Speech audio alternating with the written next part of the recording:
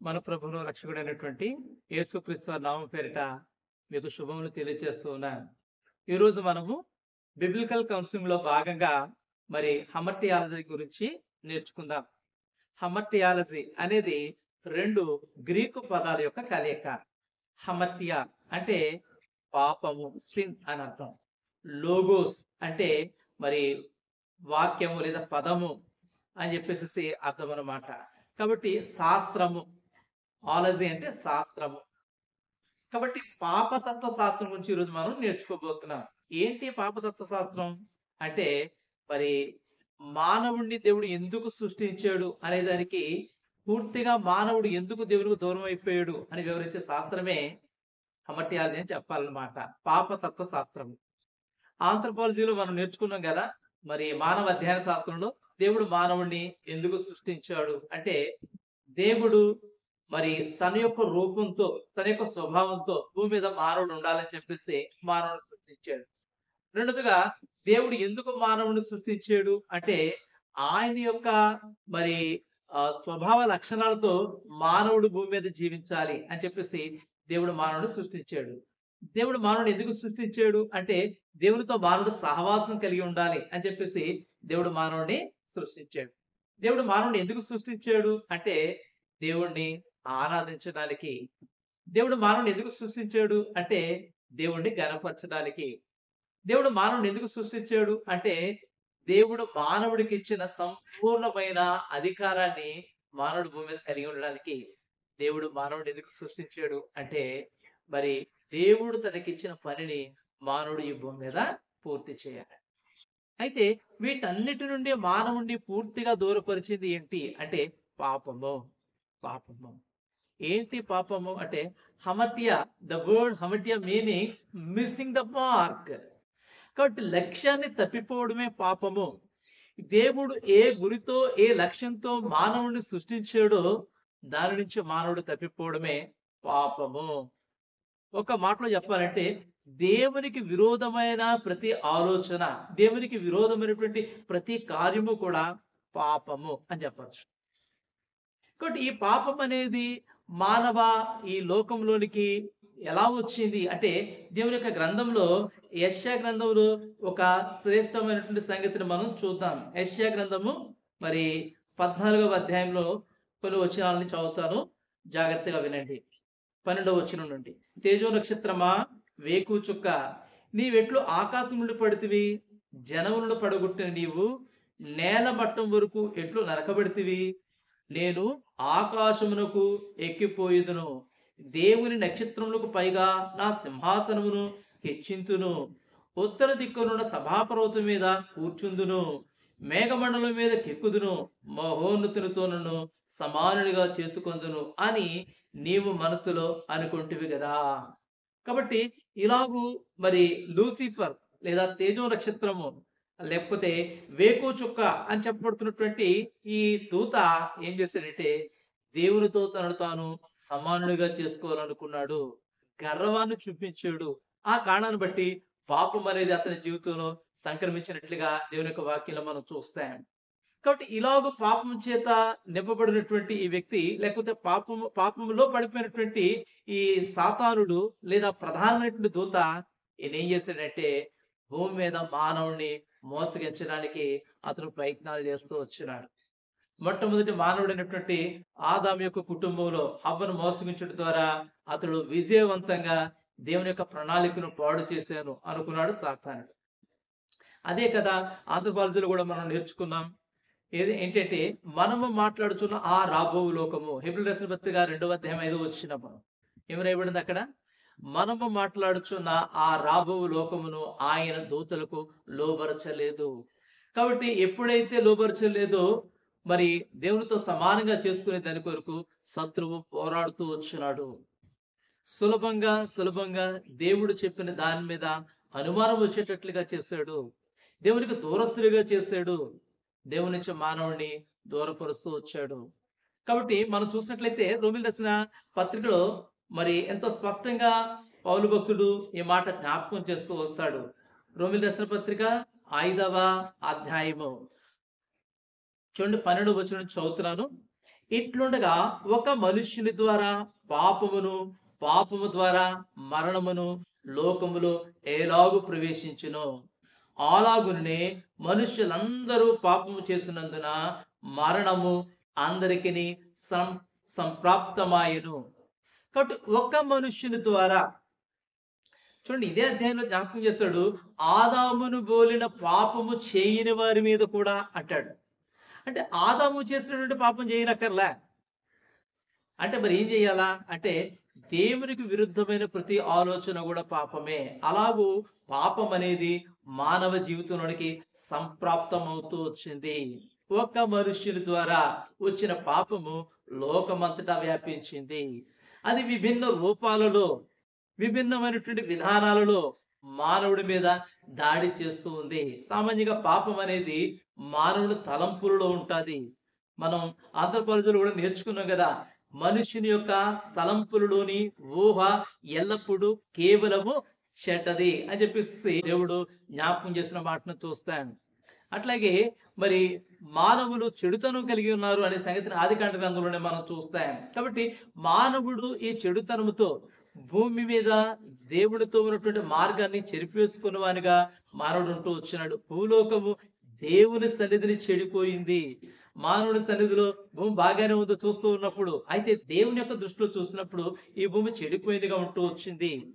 కాబట్టి ఏమిటి పాపం అంటే, పాపం యొక్క లక్షణాలు ఎలా ఉంటాయి అనేది దేవుని యొక్క గ్రంథంలో నుండి మనము కొన్ని విషయాలను చూద్దాం. ఎందుకంటే లోకం అంటుంది పాపము అనేది పెద్ద సమస్య కాదు, పాపం అనేది అంత మరి ప్రమాదకరమైనటువంటిది కాదు. ఎందుకంటే ఒక మనిషికి మరొక మనిషికి ఏం జరుగుతుందంటే, పసుగనప్పుడు మరి ఆ వ్యక్తిని మనం ద్వేషిస్తాం, అది పాపం కాదు అంటది లోకం. ఇంకేంటి అంటే మరి కొన్ని సందర్భాలు మనం చూసినప్పుడు మంచి చెడు అనేది సర్వసాధారణం కదండి అంటది లోకం. కాబట్టి మంచి చెడు అనేది అట సర్వసాధారణం అని చెప్తుంది. ఇంకేంటి అంటే హృదయంలోని ఆలోచనలు తప్పు కాదు కదండి, హృదయంలో చూస్తే తప్పేముందండి, ఏదైనా చేస్తే కదండి తప్పు అంటది సమాజం. కాబట్టి ఇలాగూ మానవుడు పాపానికి కేంద్రమైనటువంటి తన హృదయంలో అనేకమైన సంగతులు ఉంచుకుంటూ ఉన్నాడు. అంత మాత్రమే కాదు, ఒకడు మానవుడు తప్పు చేస్తే తనను తాను సంస్కరించుకోగలడు, తను తాను మార్చుకోగలడు అని చెప్పేసి సమాజం చెప్తూ ఉంది. కాబట్టి ఇలాగూ పాపానికి అంతగా సమాజం ప్రాధాన్యత ఇవ్వటం లేదు. అయితే దేవుని వాక్యము పాపం గురించి ఎంతో స్పష్టంగా వివరిస్తూ ఉంది. పాపం అనేది ఎంతో వాస్తవమైనటువంటిది. రోమీయులకు రాసిన పత్రిక 3వ అధ్యాయము 23వ వచనంలో దేవుడి మాట జ్ఞాపకం చేస్తూ వచ్చినాడు, ఏ భేదమును లేదు, అందరూ పాపము చేసి దేవుడు అనుగ్రహించు మహిమను పొందలేకపోతున్నారు. కాబట్టి లోకములో ఎన్నో భేదాలు ఉన్నప్పటికీ పాపానికి ఏ భేదం లేదు. ఏ మతానికి చెందిన, ఏ జాతికి చెందిన ప్రతి మానవుడు పాపం చేస్తూ దేవుడిస్తున్న మహిమను పొందలేకపోతున్నారు. అందుకనే దైవికమైన లక్షణాలు మానవ జీవితంలో కొరవడుతూ ఉన్నవి. అందుకనే మానవుడు దేవుని నుంచి దూరం అయిపోతున్నాడు. యెషయా గ్రంథంలో చూసినట్లయితే మరి పాపం ఎంత పనిచేస్తుందో తెలుసండి. యెషయా గ్రంథము 59వ అధ్యాయము ఎంత స్పష్టమైన మాట ఇప్పుడు రాయబడుతూ వచ్చింది. యెషయా గ్రంథము 59 మరి 2వ వచనం చూడండి. మీ పాపములు ఆయన ముఖమును మీకు మరుగుపరిచెను కనుక ఆయన ఆలకింపకున్నాడు. కాబట్టి పాపాలు ఏం చేస్తున్నాయంటే దేవుని యొక్క ముఖమును మనకు మరుగుపరుస్తూ ఉన్నవి. పాపం ఏం చేస్తుంటే దేవునితో ఎడబాటును తీసుకొచ్చింది. మానవుడిని సహవాసం కొరకు దేవుడు చేస్తే ఆ సహవాసంలో నుండి మానవుడిని విడిపిస్తూ వచ్చింది. దేవుని నుంచి మానవుడిని దూరపరుస్తూ వచ్చింది. ఇది పాపం యొక్క మరి పర్యవసానంగా మనం చూస్తాం.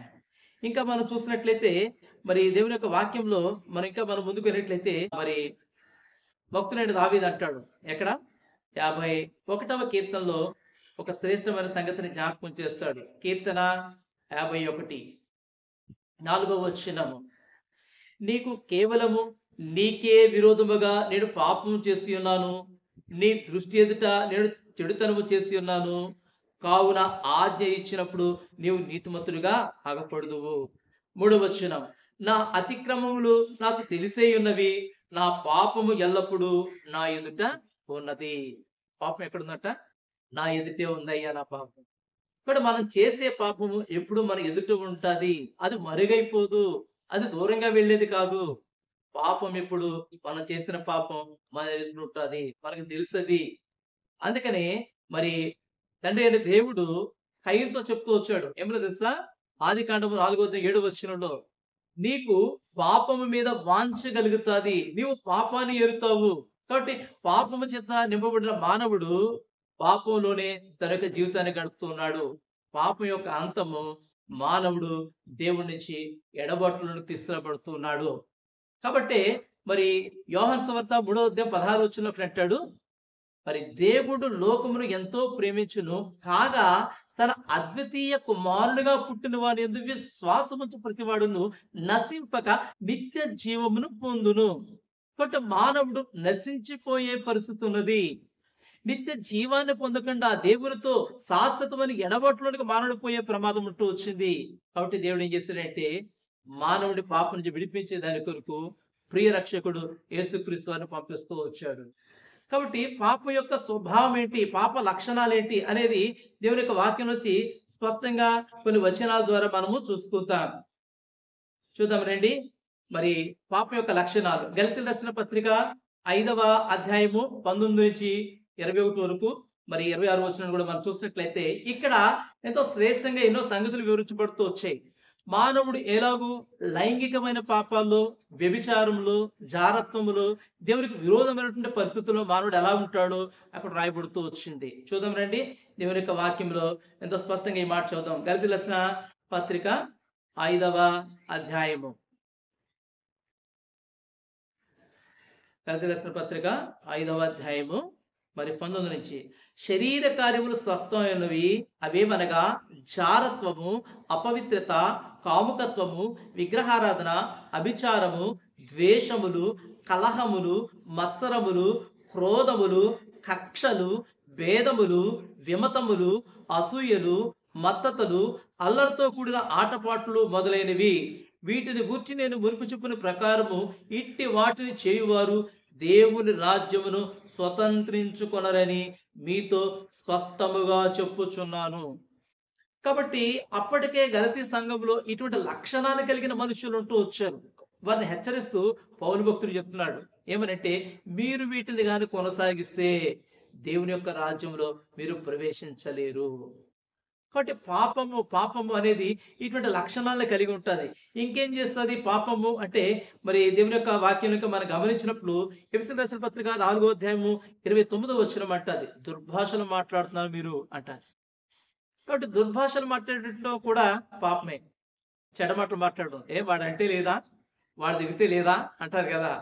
ఈ మధ్యన కౌంటర్లు కూడా మరి క్రైస్తవ సహోదరులు ఏం చేస్తారంటే కొంచెం వాయిస్ పెంచుతున్నారు. మాస్ విధానంలో వారికి రిప్లై ఇస్తూ ఉన్నారు. దానికి ఎక్కువ యూస్ కూడా పెరుగుతున్నాయి. కొంచెం మాస్ టైప్ లో కొంచెం విమర్శిస్తూ ఉంటే అది యూస్ పెరుగుతూ ఉన్నాయి. మన యూస్ పెరగడం కాదు, మన సాక్ష్యం పెరగాలి, మన సాక్ష్యం బాగుండాలి. సహోదరులారా గుర్తించండి ఈ సంగతి. కాబట్టి మనం మాట్లాడే మాట కూడా చాలా జాగ్రత్తగా ఉండాలి. క్రైస్తవ సమాజమా గుర్తించండి. ప్రియ స్నేహితులారా, దేవుని బిడ్డలారా, ఈ విషయాన్ని గుర్తించండి. ఇక దేవుని వాక్యంలో మనం గమనించినట్లు మరి రోమిలకు రాసిన పత్రికలో 1:29లో ఈ మాట రాయబడుతూ వచ్చింది. ఏమంటే కొంతమంది కుండెములు చెప్తున్నారట, కొంతమంది జగడాలకు వెళుతూ ఉన్నారు, కొంతమంది అహంకారాన్ని ప్రదర్శిస్తున్నారు, కొంతమంది గర్వంగా ఉన్నారు. కాబట్టి ఇది కూడా పాపమే. ఇంకేంటండి పాపము అంటే, రోమా 13:8-13 వచనాలు జ్ఞాపకం చేస్తున్నాడు. దొంగతనము, దురాశ, ఇవి కూడా ఏంటి పాపము అని చెప్పేసి దేవుని వాక్యం ఎంత స్పష్టంగా తెలియపరుస్తుంది. అట్లాగే కొరింథీయులకు రాసిన మొదటి పత్రిక 10వ అధ్యాయం 1-10 వచనాలు చూస్తే గొనగడము, ఫిర్యాదు చేయడము, వీళ్ళు ఎలా చేశారు అలా చేశారు. కాబట్టి ఇశ్రాయేలు ప్రజలు చేసిన సంగతులన్నిటి కూడా పౌలు భక్తుడు జ్ఞాపకం చేస్తూ ఉంటాడు. అట్లాగే కృతజ్ఞత లేకపోవడం, కృతజ్ఞతా బుద్ధి కలిగి ఉండడం, దేవుడు ఏం మేలు చేస్తాడో దాన్ని మర్చిపోయి నిందించే స్వభావము, ఇవన్నీ కూడా ఏంటంటే పాపము అని చెప్పేసి దేవుని వాక్యంలో చాలా స్పష్టంగా రాయబడుతూ వచ్చింది. ఇంకేంటండి అంటే, మరి యాకోబు పత్రికలో 2వ అధ్యాయంలో 8-10 వచనాలు ఇలా రాయబడుతూ వచ్చింది ఏంటంటే పక్షపాతం చూపించడం కూడా. కానీ బాధాకరమైన విషయం ఏంటంటే, నేటి దినాల్లో దేవుని సంఘంలో కూడా ఈ పక్షపాతం అనేది ఒక పక్షపాతంలా ఉంది. మా కులపోడేనా, వీడు మా ఇంటి పేరోడేనా, మా బంధువేనా, వీటన్నిటిని చూసుకుని దేవుని సంఘంలో కార్యాలు నడుస్తున్నాయి. దైవజనుడా జాగ్రత్త సుమా, కులాన్ని బట్టి నువ్వు సంఘాన్ని ఏలాలనుకుంటే ఒక దినాన కుప్పకూలిపోతావు. అర్థమవుతుందా? కాబట్టి కులం కాదు మనకు కావాల్సింది. క్రీస్తు ప్రభు యొక్క స్వభావ లక్షణాలు కలిగినటువంటిది. దీన్ని ఆధారం చేసుకుని సేవ చేయాలి. పక్షపాతం కాదు. పక్షపాతం కూడా ఏంటది? అది ఒక పాపము, గుర్తుపెట్టుకోండి. ఇంకేంటట, రోమి రాసిన పత్రిక 1వ అధ్యాయం 26, 27 వచనంలో స్వలింగ సంపర్కం. నేటి దినాల్లో మరి కోర్టు నుంచి కూడా ఆర్డర్లు తెచ్చుకుంటూ ఉన్నారు. మరి దేశ విదేశాల్లో కానివ్వండి, అనేక ప్రదేశాల్లో మనం చూస్తున్నాం. అబ్బాయిలు అబ్బాయిని పెళ్లి చేసుకుంటున్నారు, అమ్మాయిలు అమ్మాయిని పెళ్లి చేసుకుంటున్నారు. కాబట్టి తప్పేముంది అనేటువంటి ఒక నానుడి తీసుకురాబడుతూ వచ్చింది. కాబట్టి అనైతికమైన కార్యాలకు దిగజారిపోతూ ఉన్నారు. ఇది కూడా పాపమే. దేవుడు సృష్టించిన సృష్టికి విరోధమైనటువంటి పాపం ఇది. ఇంకేంటట, తిమోతికి రాస్తూ మొదటి పత్రిక 6వ అధ్యాయం 6 నుంచి 10 వచనాలు జ్ఞాపకం చేస్తారు. ఏంటంటే ధనాశ. కాబట్టి మానవుడు సద్భక్తి కలిగిన సంతుష్ట సహితమైన దైవభక్తి గొప్ప లాభసాధకం. కాబట్టి ఆ లాభసాధకం పోయింది. ఇప్పుడు సంతుష్ట సహితమైన భక్తి పోయింది. సంతుష్టి లేదు, అంతా అసంతృప్తే. క్రైస్తవ జీవితాలు తీసుకురాబడుతున్నాయి. క్రైస్తవ సంఘమా జాగ్రత్త, ఇది కూడా పాపమే.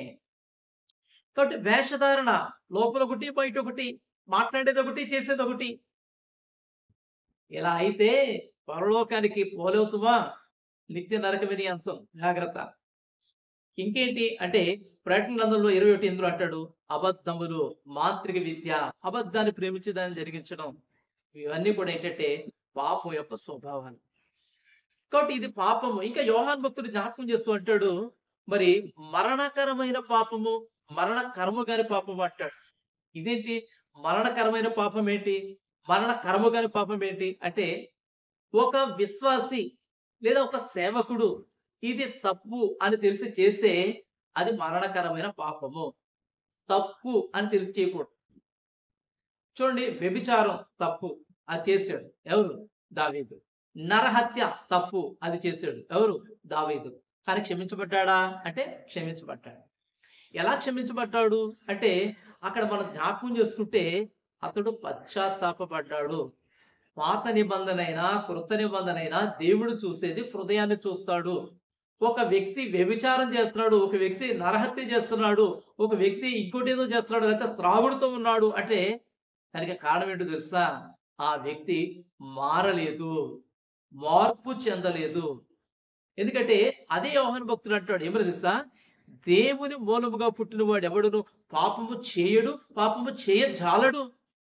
ఎంత స్పష్టంగా ఉంది దేవుని వాక్యము. మరైతే ఎందుకు మానవుడు పాపం చేస్తున్నాడు అంటే దానికి కారణం ఏంటో తెలుసా? అతడు రక్షింపబడిన అనుభవాలకు లేడు. నిజముగా రక్షింపబడిన వ్యక్తి పాపము చేయుడు, ఉద్దేశపూర్వకమైన పాపం చేయుడు. పొరపాటున ఎక్కడైనా పడిపోతే తన తప్పుదని తెలుసుకుంటాడు, మళ్ళీ మళ్ళీ దేవుని క్షమాపణ కోరుకుంటాడు. కాబట్టి పాపము అనేది ఇన్ని రూపాల్లో ఉంటుంది. ఇది మనం తెలుసుకుంటే ఏం చేస్తామంటే పాపం చేయకుండా జాగ్రత్త పడతాం.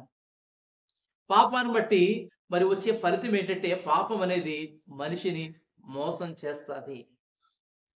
పాపం అనేది మనిషిని బానిసగా చేస్తుంది. పాపం అనేది మనిషిని నాశనం చేస్తుంది, దేవుడి నుండి దూరం చేసేస్తుంది. పాపం ఏం చేస్తుందండి? దేవుడి నుంచి పూర్తిగా దూరం చేసేస్తుంది. అట్లాగే పాపం అనేది మరణాన్ని తీసుకొస్తుంది. పాపం అనేది మరణాన్ని తీసుకొస్తుంది. అందుకని మరి ఎఫెసీయులకు రాసిన పత్రిక 2వ అధ్యాయం 1వ వచనంలో మనం చూస్తాం కదా, ఏమని? పాపముల చేత అపరాధముల చేత చచ్చిన వారమై ఉండగా అంటాడు. అట్లాగే దేవుని యొక్క ఉగ్రతలోకి తీసుకెళ్లిపోతుంది పాపము. స్వభావ సిద్ధంగా దైవోగ్రతకు పాత్రులము అంటాడు. అదే ఎఫెసీయులకు రాసిన పత్రిక 2వ అధ్యాయంలో. ఇంకా సాతాను సంబంధులుగా చేయబడతారు. మరి యోహాను సువార్త 8వ అధ్యాయంలో 42వ వచనం యేసు ప్రభువు చెప్పారు కదా, మీరు మీ తండ్రి అయిన అపవాది యొక్క కోరికలను నెరవేర్చువారు అంటాడు. వాడు ఆది నుంచి కూడా అబద్ధకుడు, అబద్ధములకు జనకుడు అని యేసు ప్రభు వారు స్పష్టంగా జ్ఞాపకం చేస్తూ వచ్చారు.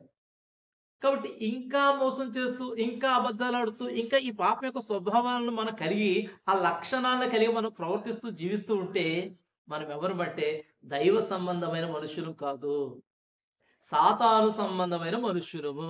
ఈ విషయాన్ని గుర్తించాలి. అంత మాత్రమే కాదు, యేసు ప్రభువారు అంటాడు, మీరు నిత్యాజ్ఞలకు పోండి.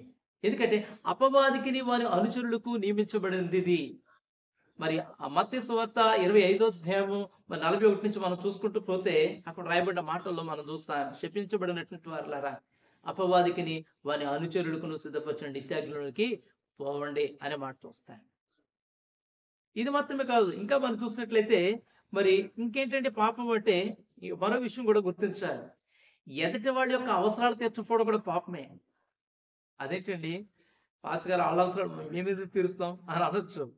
మరి అక్కడ మత్తయి సువార్త 25వ అధ్యాయంలో శపించబడిన వారు ఎవరు? నేను ఆసుపత్రిలో ఉన్నాను, మీరు చూడడానికి రాలేదు. నేను చెరసాల్లో ఉన్నాను, పరామర్శించడానికి రాలేదు. నేను దిగంబరునై ఉన్నాను, వస్త్రాలు ఇవ్వలేదు. నేను ఆకలితో ఉన్నాను, నాకు అన్నం పెట్టలేదు అంటాడు యేసు ప్రభువారు. అంటే ఏమర్థమైంది? ఇతరుల యొక్క అవసరాలు తీర్చాలి. క్రైస్తవుడు ఎప్పుడు కూడా వేరే క్రైస్తవుడు కాదు, భూమి మీద ఉన్న ప్రతి మానవుడి యొక్క అవసరత తీర్చడానికి. మనకు ఉన్న దానిలోనే అప్పులు చేసి పెట్టమని చెప్పలేదు దేవుడు. నీ దగ్గర ₹2 ఉన్నాయి, అవతలకి ఒక ₹10 అట్లా పంచుకుంటూ వెళ్ళు. అట్లా దేవుని యొక్క ప్రేమను తెలియపరచు.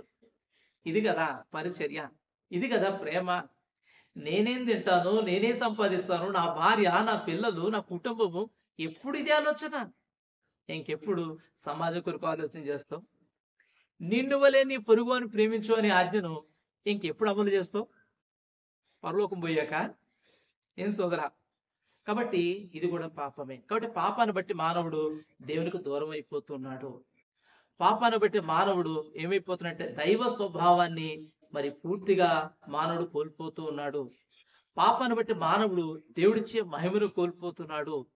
పాపాన్ని బట్టి మానవుడు మరి రెండవ మరణము, అదే ఆధ్యాత్మిక మరణం, అంటే ఇంకెప్పటికీ దేవుడిని కలవలేని స్థితికి మానవుడు పోతూ ఉన్నాడు. అంత మాత్రమే కాదు, మరి పాపాన్ని బట్టి మానవుడు సాతాను సంబంధిగా ఉండిపోతూ ఉన్నాడు. పాపాన్ని బట్టి నిత్య నరకాగ్ని గుండానికి మానవుడు పోవలసిన వానిగా ఉంటూ వచ్చాడు. అయితే ఇలాంటి మానవుడి కొరకు ప్రభువైన యేసుక్రీస్తు వారిని ఈ భూమి మీదకి శరీరంతో దేవుడు పంపించడానికి ఇష్టపడుతూ వచ్చాడు. దేవుని యొక్క వాక్యంలో చివరిగా ఈ మాట చదువుకుందాం.